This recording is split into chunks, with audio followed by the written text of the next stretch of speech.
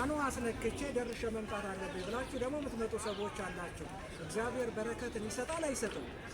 በረከት የሚሰጠን ደግሞ እንደ ልባችን መሻት ነው። ግልጽ ነው። ምክንያቱም ቅዳሴ ማለት ምን ማለት መሰላችሁ? ልክ መላእክትን መምሰል ነው። ከቃሉ ጋር ናቸው። በቅዳሴ ሰዓት ሰው ሙሉ ለሙሉ ምድራዊ መልአክ ይባላል። ምክንያቱም አሃዱ አብ ቅዱስ፣ አሃዱ ወልድ ቅዱስ፣ አሃዱ ውእቱ መንፈስ ቅዱስ ብሎ ካህኑ ልክ የመላእክትን ቅዳሴ እንደ ሱራፌል ሲቀድስ፣ ህዝቡ ደግሞ ምን ይላል? በአማን አብ ቅዱስ ይላል አይደል እንዴ?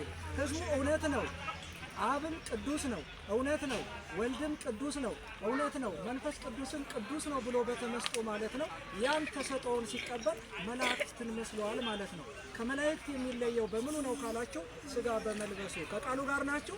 ስለዚህ ያን በረከት ለማግኘት ቀድሞ መምጣት ሲገባ መጨረሻ ላይ አለ አይደለ? ማነው ከቅዳሴው ክፍል ደስ የሚል ሲሉ በሰላም ግቡ የሚለው አለ ይባላል። እውነት ነው። በሰላም ኑሩ በሰላም ሂዱ የሚባለው